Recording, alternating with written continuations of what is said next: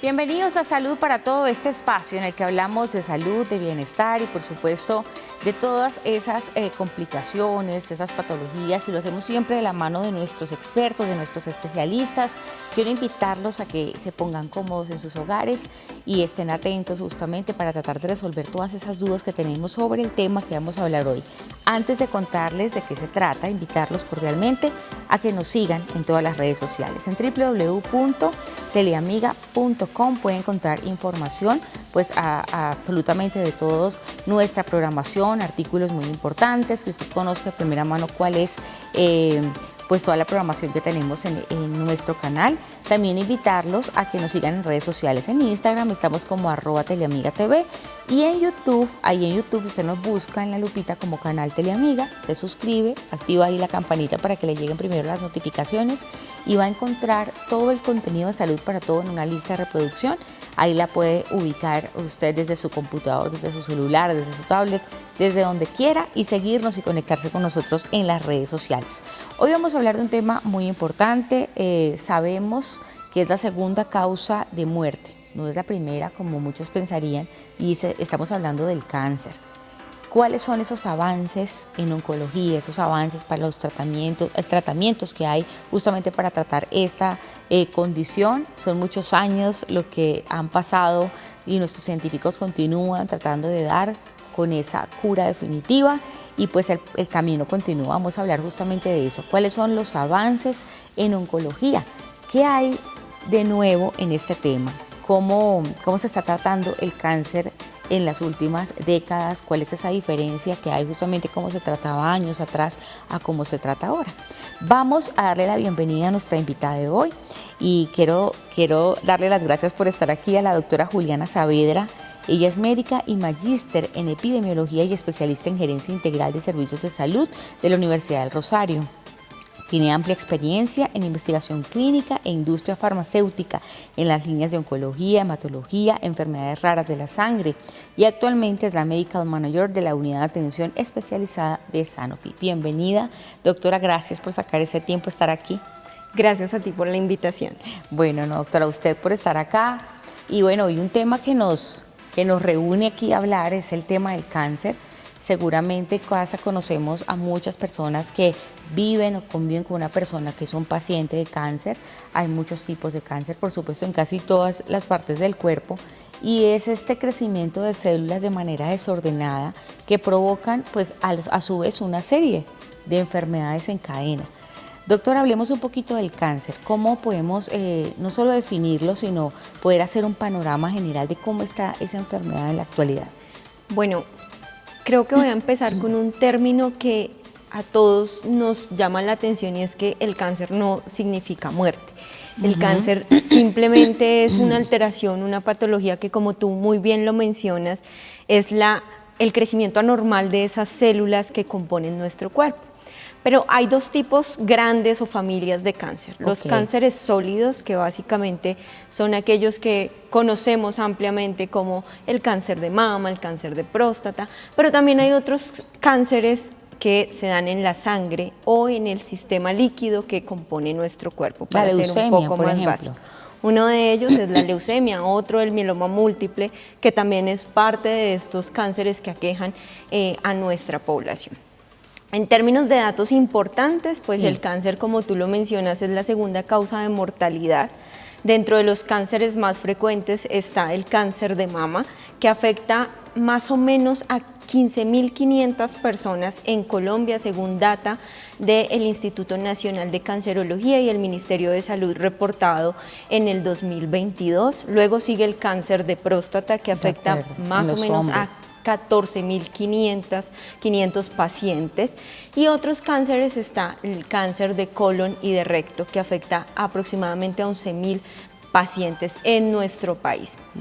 En nuestro país se dice que hacia el 2021 se reportaron casi 2 millones de nuevos casos por cada cáncer o cada tipo de cáncer en nuestra población, y aproximadamente 48.000 personas murieron de esta patología. Wow. Es una cantidad, una cifra bastante alta. Sí, es una cifra bastante alta. Sin embargo, un punto importante a destacar es que la supervivencia de estos cánceres a 5 años ha mejorado. Y hoy, gracias a esos avances en investigación, a esos avances en tratamientos, a los avances que hemos tenido en la detección temprana del cáncer, esa supervivencia a 5 años ha mejorado.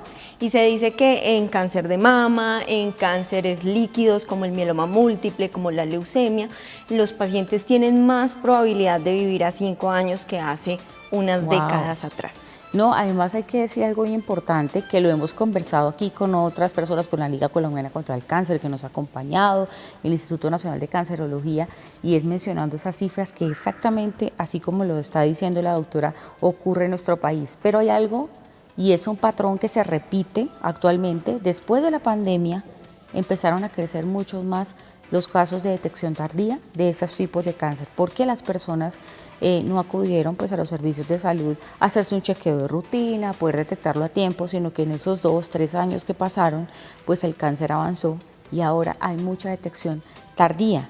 Sí. ¿Es cierto esto? Sí, es cierto. Mucha data de la Liga contra el Cáncer, unos expertos mencionan que los pacientes dejaron de ir a hacer sus pruebas de tamizajes. Claro. Nuestras mamografías, los exámenes de sangre o marcadores tumorales, por miedo de ir a una institución. Exactamente. Claro. Entonces, y todo estaba priorizado hacia ese tema, además. Y no era el foco en ese momento. En ese momento lo importante era no contagiarnos de COVID. Pero no solamente el cáncer, sino otras patologías como diabetes o las patologías crónicas también se descuidaron mucho. Y en esto se descuidó también la detección temprana de cáncer, que es un punto importante. Parte de la innovación de oncología es esa detección temprana de estas patologías.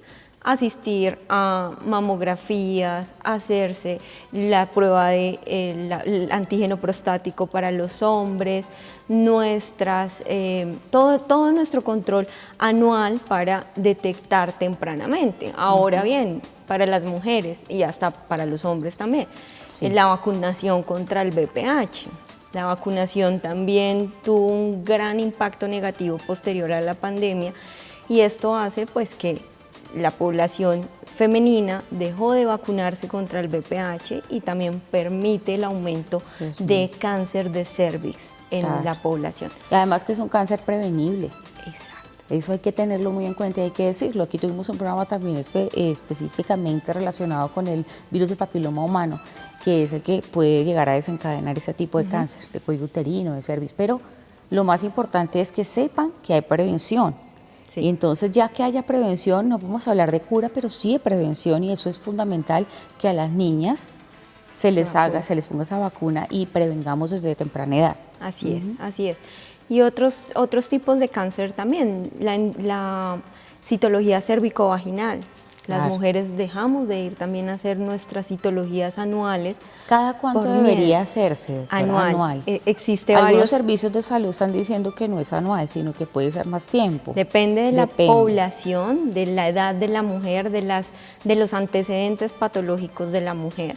Ahora el advenimiento de marcadores tumorales ha permitido que puedan evaluarse en la citología si hay alguna cepa o alguna existencia del microorganismo que causa el cáncer de cuello uterino y poderlo identificar tempranamente con esos marcadores tumorales específicamente. Cuando el marcador te da negativo para alguno de esas variantes del virus, pues puede espaciarse un poco más la toma de la citología. Pero es mejor consultar con su médico de acuerdo a su edad, de acuerdo a sus existencias de patologías, de sus antecedentes. Si yo soy una mujer que en mi familia, mi mamá, mi abuela, tuvo un antecedente de cáncer de cuello uterino, es mejor hacerlo anual. Justamente de eso yo quería preguntarle, doctora, sobre ese componente hereditario. Sabemos que hay pues un porcentaje pues grande de personas que sufren cáncer porque algún familiar en el pasado muy cercano o no lo tuvo. Entonces, ¿deberían esas personas hacerse un chequeo quizás cuánto tiempo antes, digamos, detectar justamente en la zona del cuerpo donde tuvo esa persona cáncer, cómo se debería tratar en esos casos, en familia, esos chequeos oportunos. Bueno, esto es parte de la atención que debería tener nuestro sistema de salud en cuanto a evaluación temprana de este tipo de cáncer. Cuando vamos al médico, lo primero que nos pregunta el médico es, ¿tiene alguna enfermedad? ¿Ha tenido en su familia alguien tiene cáncer? Y en este caso es importante mencionar al médico este antecedente. ¿Por qué? Porque eso le permite al médico tratante empezar a redireccionar la atención, por ejemplo, a un genetista.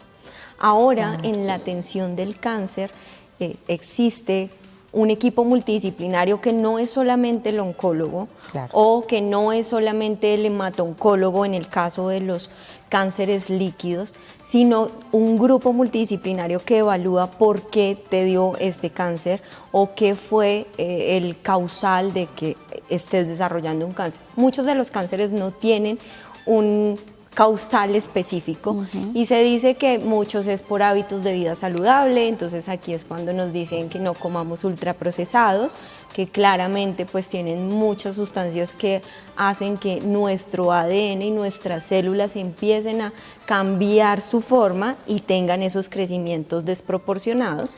El ejercicio súper fundamental en nuestros hábitos de vida saludable, pero también estos antecedentes familiares. Uno de los que más se ha estudiado es el cáncer de mama. Entonces tú recuerdas el caso de Angelina Jolie, que tiene un antecedente o tiene el gen causal de cáncer de mama. Claro. ¿Y su tratamiento cuál fue? Hacer una mastectomía o eliminar sus senos, porque era la forma de prevenir.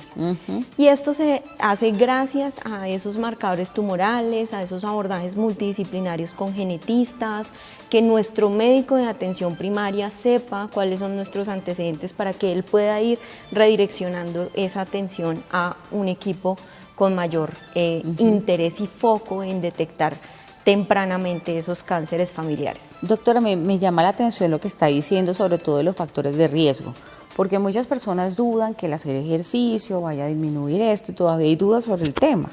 ¿Qué dice la ciencia, la literatura sobre esto? ¿Realmente se ha comprobado que esto ayuda a disminuir en gran medida que una persona pueda desarrollar células malignas? El tema del ejercicio, por supuesto la no ingesta de alcohol, el fumar, los fumadores también tienen riesgo y sobre todo cáncer de pulmón. Y pues el COVID también dejó ahí algunas cositas con el tema pulmonar. Pero hablemos de esos factores de riesgo y qué dice la literatura sobre ellos para tratar de prevenir el cáncer. Bueno, dentro de los factores de riesgo que se han identificado claramente unos hábitos de vida no saludables. Fumar. Obesidad tal vez. Obesidad. Fumar, principal agente productor de cáncer de pulmón.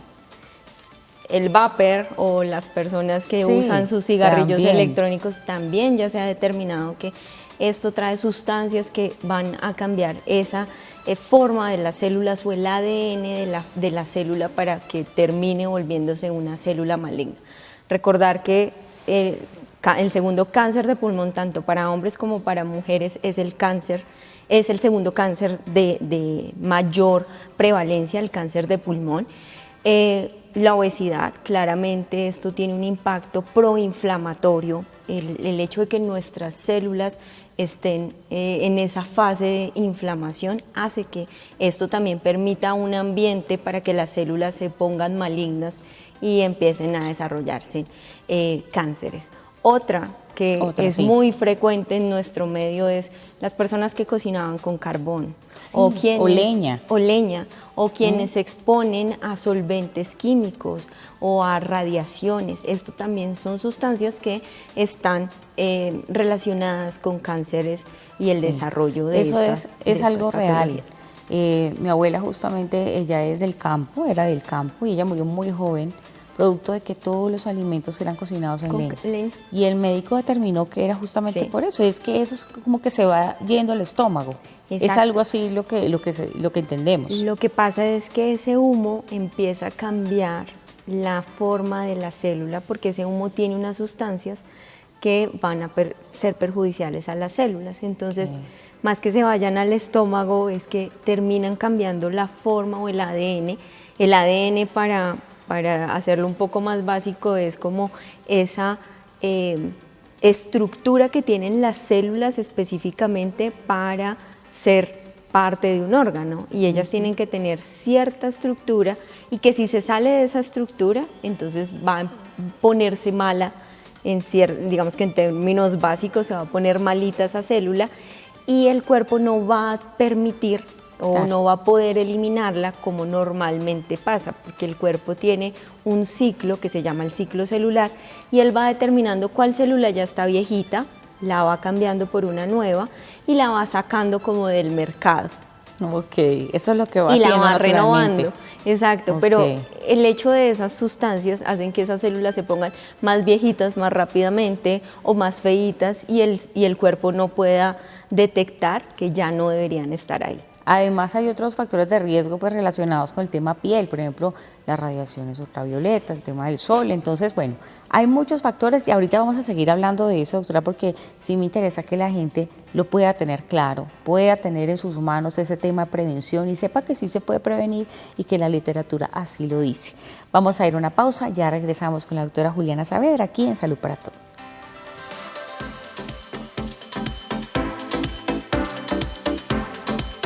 Continuamos aquí en Salud para Todo, hablando hoy sobre un tema que a todos nos interesa, es un tema de salud pública. Estamos hablando del cáncer.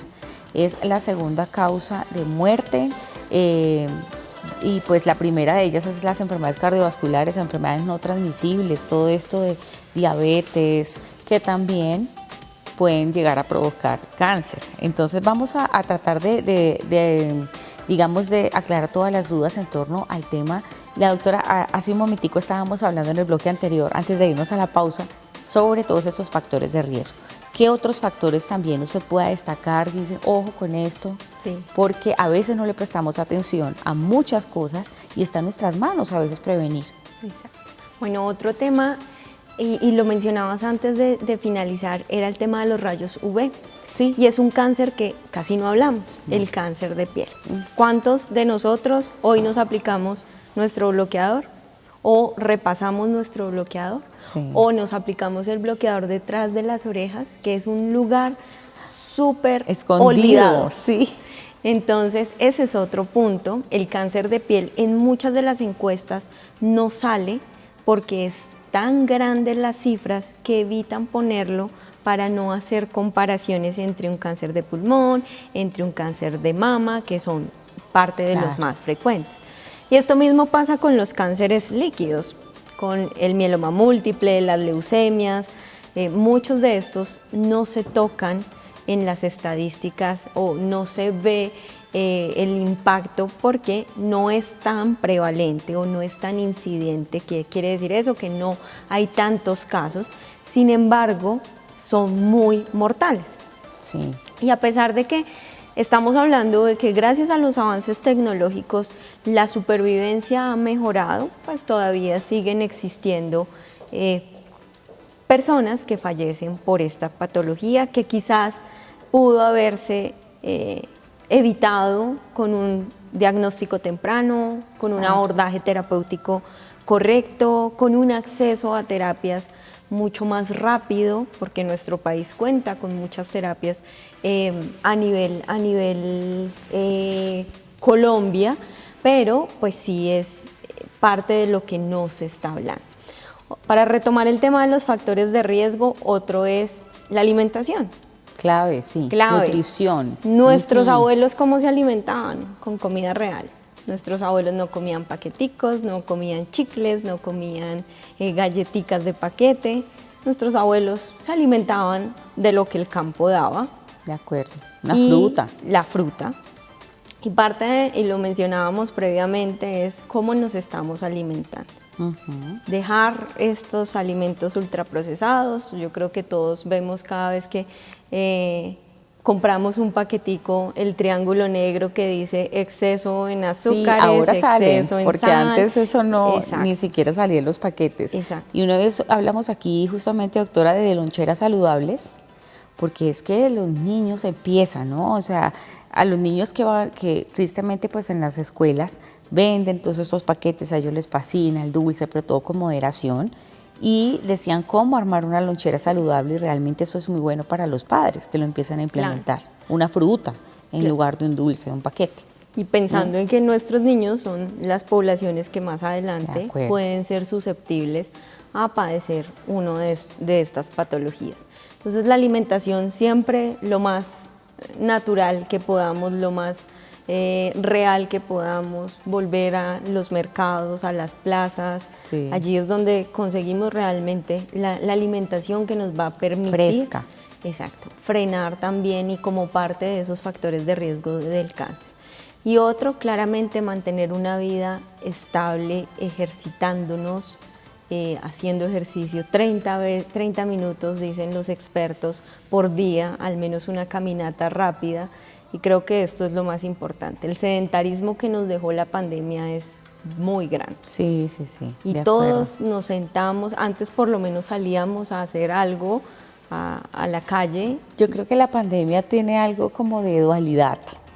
Sí, muchas personas fueron sedentarias o se volvieron sedentarias porque pues estaban tiempo encerrados, pero también la gente buscaba salir, de alguna manera hacer deporte, de alguna manera ir a trotar al parque, de alguna manera salir esos minutos que podíamos salir cuando estábamos en cuarentena, y aprendió a lavarse las manos, que eso era algo que casi nadie hacía, no lo hacía, ¿no? El tema del gel antibacterial. Entonces hay una dualidad, y hay un tema también importante que decir, es que la pandemia, muchas personas que tenían esas enfermedades, esas comorbilidades, tenían mayor riesgo pues, de fallecer por COVID, y la gente empezó a preocuparse más sobre lo que está comiendo, cómo me estoy alimentando, y eso me parece también importante que destacar. A veces de la adversidad salen cosas que ojalá no se queden en el sacudón de la pandemia, sino que lo sigamos implementando, Así ¿no? es.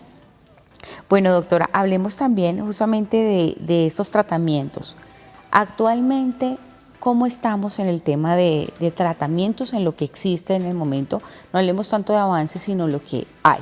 Bueno. ¿Y cómo era versus a lo que pasaba 10 años atrás en tratamientos o 20 años atrás? Bueno, el avance en cuanto al tratamiento al cáncer ha sido en las últimas 2 décadas impresionante. Pasamos de lo que llamamos la quimioterapia, todos estamos relacionados con ese término, alguien hemos tenido un familiar, un conocido que ha estado en quimioterapia, donde era un medicamento que lo que hacía era erradicar todas las células, buenas, malas, él no identificaba qué tipo de células era, pero él fumigaba el cuerpo con eso. Y de ahí el miedo de muchas personas es que se me va a caer el pelo, es que los eventos adversos o las complicaciones posterior al tratamiento son feas, el vómito, temas, efectos secundarios, síntomas gastrointestinales muy fuertes. Ahora tenemos medicamentos que van a buscar específicamente cuál es la célula mala, y va a preservar las células buenas, evitando que se baje el sistema inmune del paciente. Entonces ahora ya tenemos tratamientos que van específicamente a esas células. Directo a donde está el punto a tratar. El punto.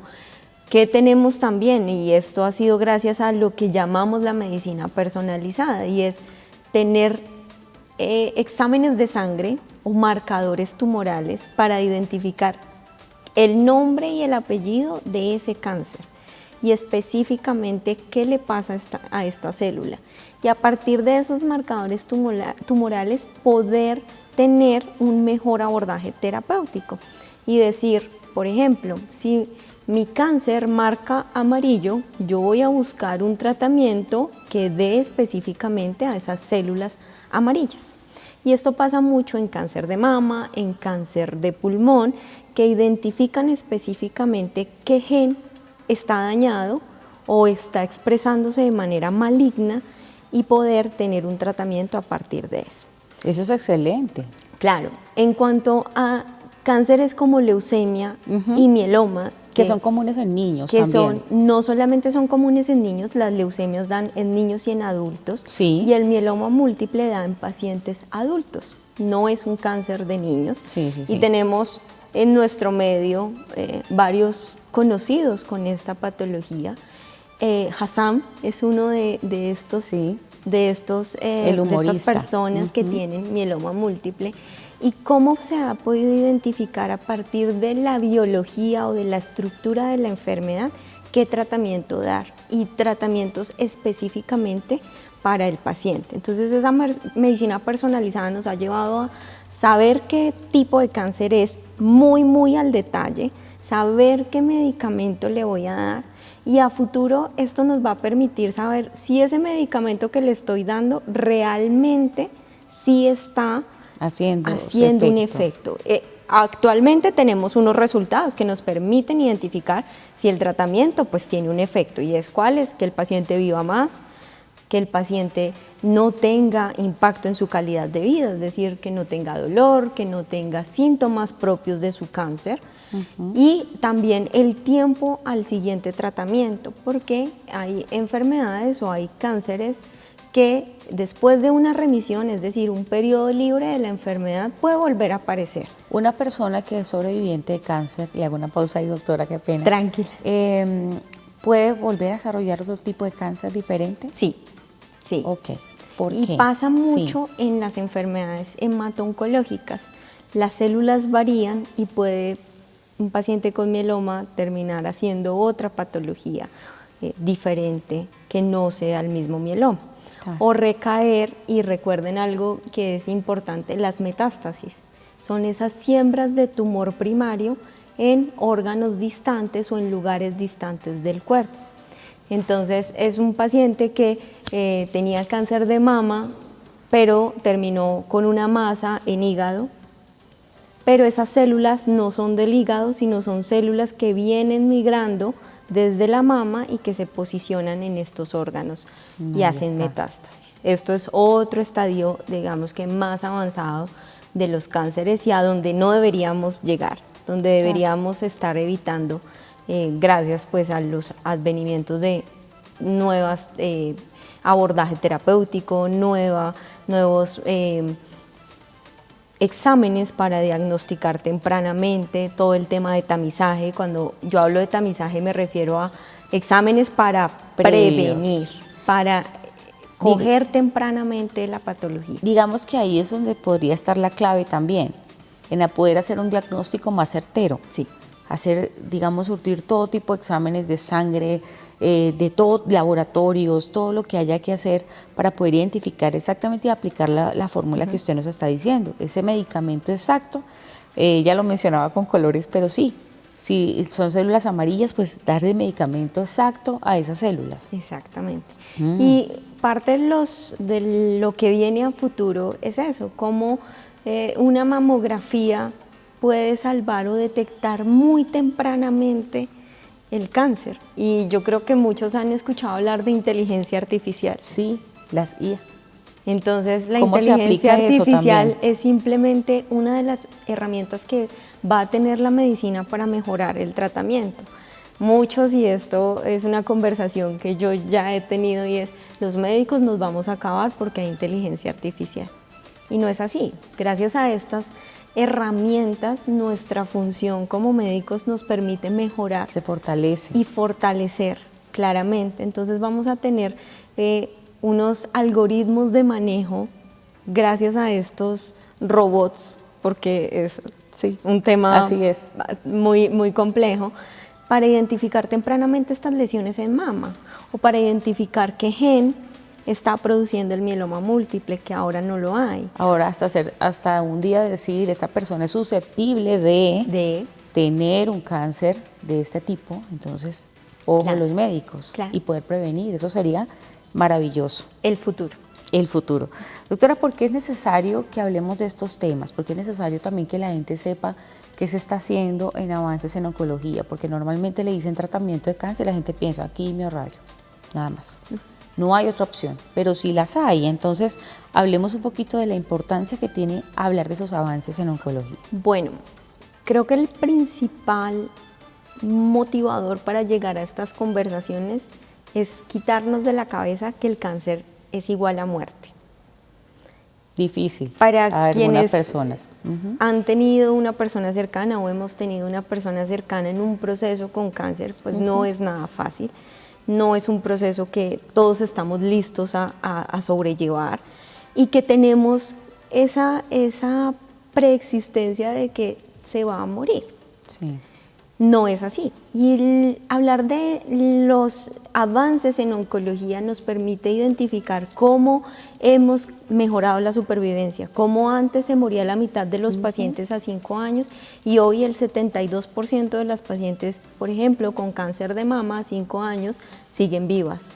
Hoy vemos cómo celebramos el mes del cáncer de mama, que es octubre, el mes de los cánceres líquidos, que fue septiembre, leucemias, mielomas, como estos niños que tú mencionabas con leucemias terminan salvándose y siendo esos Que pacientes. que una vez hablamos aquí del cáncer infantil, los niños con cáncer tienen una supervivencia alta. Exacto. También porque el cuerpo de un niño no es igual al cuerpo de un adulto, no ha estado tan expuesto. Estamos con la doctora Juliana Saavedra. Vamos a ir a una pausa, pero ya regresamos con más de este tema tan interesante aquí en Salud para Todos, avances en oncología. Ya venimos.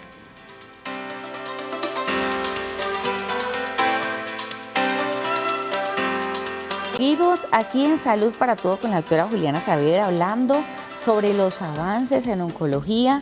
La doctora, pues no solamente es médico, es epidemióloga, tiene una gran experiencia en todos estos temas oncológicos y quién mejor que ella que está con nosotros hablando de este tema, aclarándonos muchas dudas. Estábamos en el bloque anterior, doctora, cerrando sobre por qué es importante hablar de avances, porque no estamos hablando del mismo tratamiento de 20 años atrás o 10 años atrás, estamos hablando de tratamientos mucho más específicos. La doctora decía, medicina personalizada. ¿Cómo se está desarrollando este tema, doctora, y por qué seguimos hablando? Entonces, la importancia de hablar de avances. Bueno, aparte de quitarnos ese preconcepto de que cáncer es igual a muerte, es que el cáncer sigue siendo prevalente y cada vez más habrán muchos más casos nuevos de cáncer por lo que hablábamos de los factores de riesgo, porque comemos mal, porque no tenemos una vida saludable y a pesar de que todos los medios nos dicen que por favor hagamos ejercicio, pues a veces es difícil cumplir con estos hábitos de vida saludables. Sí. Por otra parte, en cuanto a tu pregunta de medicina personalizada, el cáncer ha enseñado a los investigadores a buscar ser personalizado y a individualizar por cada paciente.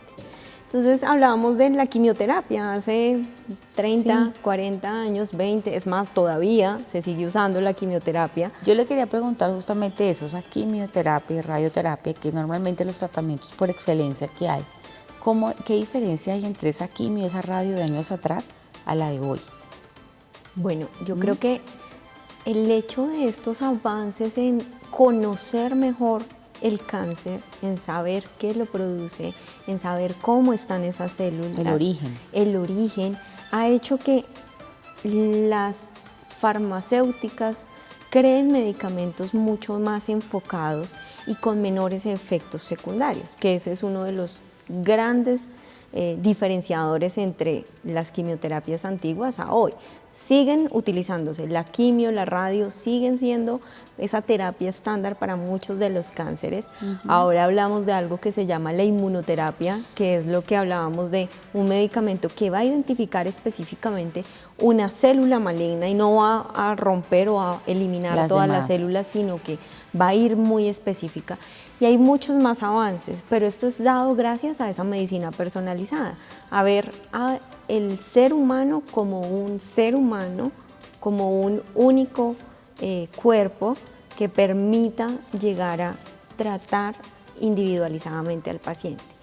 Y esto no solamente tiene un impacto por el medicamento o porque es nuevo, o por los avances, sino también como en la forma en que vemos y tratamos a esta persona. No es solamente démosle medicamentos, sino vamos entonces a construir equipos multidisciplinarios, y lo hablábamos anteriormente. Ya no solamente es un oncólogo viendo al paciente, sino un grupo de expertos, un oncólogo, un genetista, nuestras enfermeras que siempre están muy de la Psicólogo mano, el grupo, también.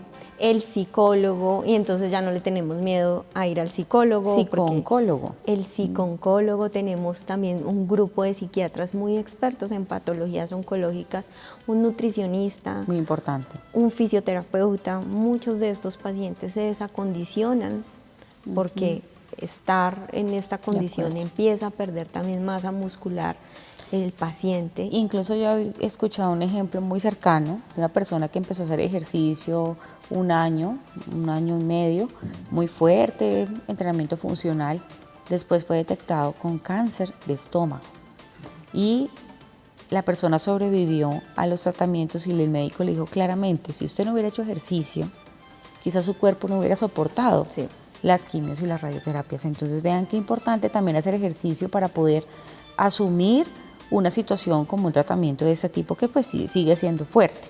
Doctora, también nos podría compartir de pronto ejemplos de esas investigaciones prometedoras que estén en estudio y que digamos, wow, qué bueno saber esto y que están por ese camino los médicos. Bueno, yo creo que todos los cánceres hoy tienen una investigación prometedora. Hoy hemos entendido la importancia de trabajar no solamente el oncólogo o el investigador, sino trabajar junto con las universidades, los hospitales y la industria farmacéutica para generar como ese conjunto en investigación en pro y en beneficio de los pacientes. No solamente por vender un medicamento, no solamente por ser el mejor oncólogo, el mejor investigador, sino realmente en beneficio de nuestros pacientes. Y eso es lo que ahora hacemos, buscar en cada uno de esas patologías qué podemos hacer diferente, qué podemos hacer mejor para generar bienestar.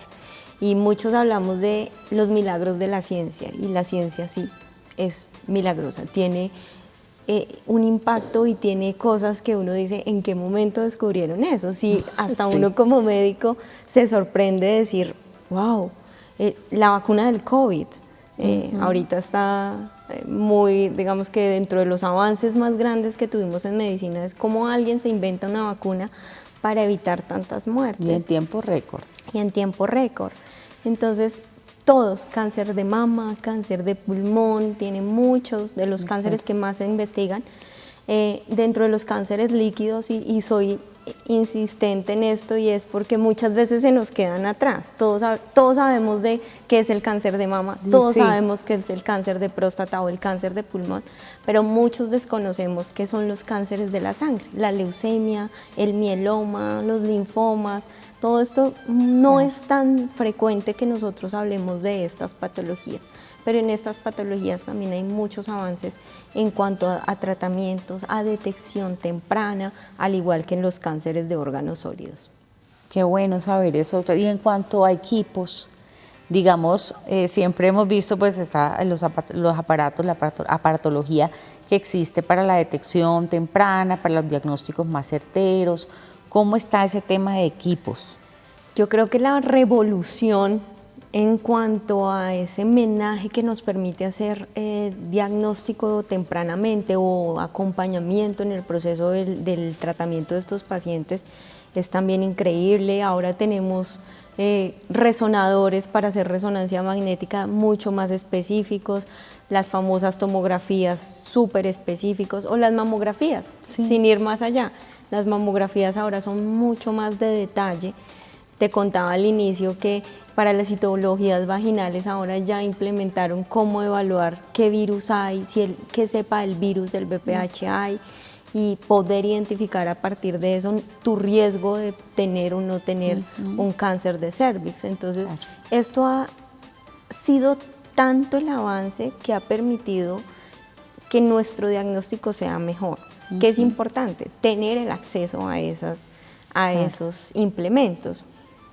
Instituto Nacional de Cancerología aquí en Bogotá, uno de los centros donde mejor tienen este tipo de aparatos, de equipos, y no pues muchas de las instituciones, pero también depende del acceso que tengamos. Esto ha mejorado claramente el acceso a un diagnóstico oportuno, a este tipo de tecnología también ha mejorado y afortunadamente ha pasado así. ¿Qué pasa en nuestro territorio, digamos, en esta zona, caribeña, digamos latinoamericana, en el que el cáncer de mama es tan frecuente? ¿Será el tema de algún gen que esté presente? No se ha podido determinar quizás por qué es tan frecuente el cáncer de mama y el de próstata. El solo hecho de ser o mujer o hombre Ya tiene la predisposición. Recuerden que el cáncer de mama no solamente nos da a las mujeres, hay hombres que les da cáncer de mama, y también es importante hacer un autoexamen para los hombres. Es cierto. No solamente nosotras mensualmente haciendo nuestro autoexamen. Y muchas de estas investigaciones parten de eso, de por qué es más prevalente en ciertas zonas, y empiezan estos genetistas, oncólogos e investigadores a identificar y a caracterizar la población. Por eso también es importante caracterizar y conocer cuál es la población que hay en nuestro país. Y aquí quiero mencionar la cuenta de alto costo. La cuenta de alto costo es una entidad muy valiosa para el país porque nos permite identificar cuántos pacientes tienen los diferentes cánceres, mama, mieloma, próstata, cómo son esas poblaciones, cómo nuestras entidades prestadoras de salud están atendiendo estos cánceres, y eso permite claramente pues a estos grupos de investigación empezar a tener mucho más foco allí. Claro que sí, estamos con la doctora Juliana Saavedra, estamos hablando sobre avances en oncología. Vamos a ir a una pausa, ya regresamos con más aquí en Salud para Todos. ¿Listo?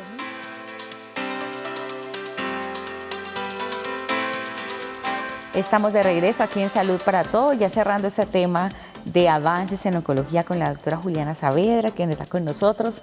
Doctora, mil gracias por todo esto que nos ha dicho, nos ha contado, y pues eso le da esperanza a muchas personas, ¿no? Que estén viendo este espacio, que de pronto tengan ese diagnóstico que los haya afectado emocionalmente, a sus familias, decirles que siempre hay opciones. Entonces qué bueno buscar siempre una, dos, más opiniones para poder avanzar.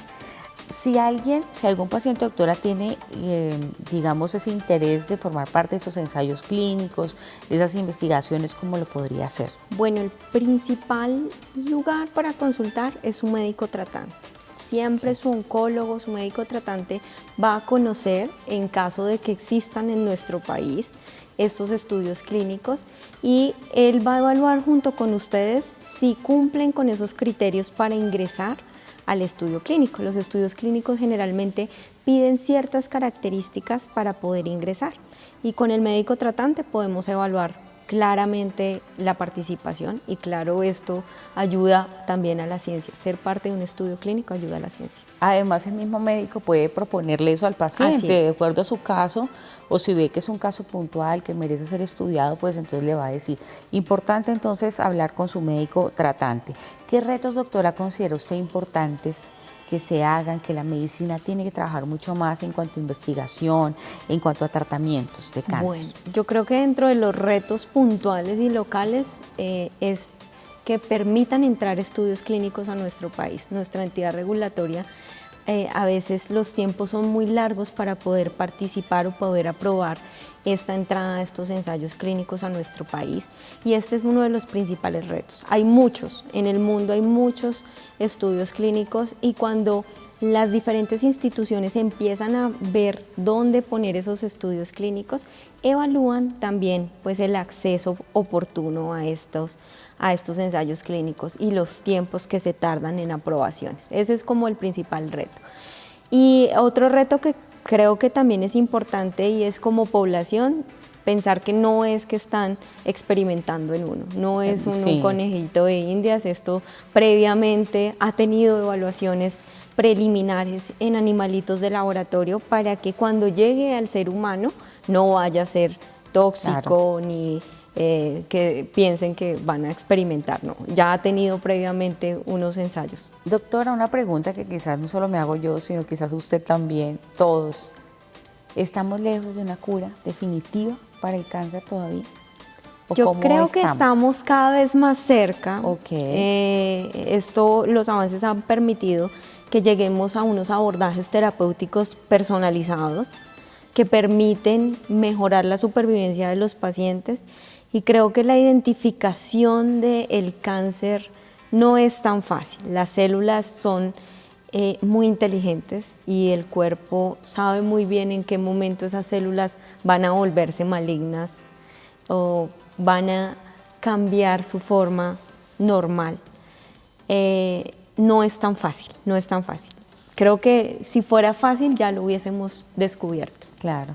Doctora, hablemos de tu salud bajo control y de dónde pueden encontrar las personas más información sobre estos temas, de pronto consulta, encontrar pues en ustedes una orientación sobre el tema del cáncer y esos avances. Bueno, Tu Salud Bajo Control es una página dispuesta para público general que les permite tener información específica, resolver dudas básicas que muchas veces no es tan simple consultar y que es mejor consultar a estas páginas que están diseñadas por médicos para la población en general y no ir a Google, donde Google uno le dice me duele la cabeza y te dice que tienes un tumor.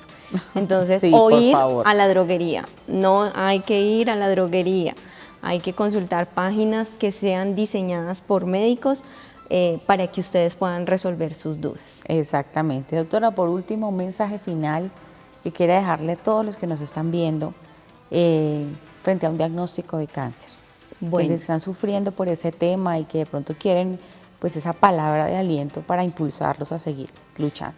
Bueno, que hay muchas personas detrás trabajando por mejorar el tratamiento, que somos muchos buscando mejoría en calidad de vida, impactar positivamente la vida, que sean cercanos a sus médicos, que pregunten todas las dudas que tengan. Para eso nosotros estudiamos medicina, para resolver dudas, para hacer ese camino, ese puente en situaciones que no son tan bonitas.